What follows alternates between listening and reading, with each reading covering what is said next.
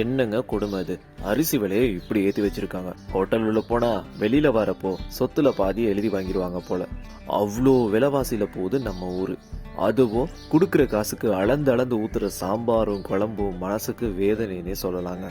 ஏதோ யானை பசிக்கு சோளப்பொரி போட்ட மாதிரி ஒரு ஃபீல். நீங்க யார்கிட்ட சரி போயிட்டு வீட்டு சாப்பாடா கடை சாப்பாடா பிடிக்கும்னு கேட்டா வீட்டு சாப்பாடுன்னு தான் சொல்லுவாங்க. ஏன்னா பெரிய செலவு இல்ல, சுத்தமா நமக்கு ஏத்த மாதிரி சமைக்கலாம்னு சொல்லுவாங்க.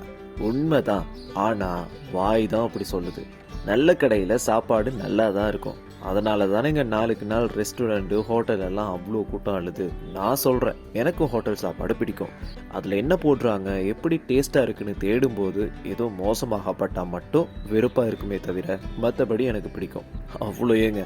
விலை மட்டும் கொஞ்சம் குறைவா இருந்தா எனக்கு 3 வேளையும் கடை சாப்பாடு தான் ஓகேன்னு சொல்லிடுவேன். இந்த ஹோட்டலோட கிச்சனை பத்தி, குக்கோட கிளீனிங் பத்தி, இன்கிரீடியன்ஸ் பத்தி சர்டிபிகேட் கொடுக்கறது எல்லா டைம்லயும் எல்லாராலையும் முடியாது. நல்ல பசி, டக்குன்னு சாப்பாடு, டேஸ்ட், இவ்வளவுதான் நம்ம வாயும் வயிறும் கேட்கும். நான் பேசிட்டு இருக்குது நல்ல சுத்தமான கடைகளை பத்தி. அப்புறம் என்ன தப்பா நினைச்சிடாதீங்க. எனக்கு என்ன மன கஷ்டம்னா, கடை சாப்பாடுனாலே சரியில்லை கூடாதுன்னு இங்க நிறைய பேர் சொல்றது தாங்க. உண்மையாலுமே எல்லா கடை சாப்பாடும் அவ்வளவு மோசமா என்ன?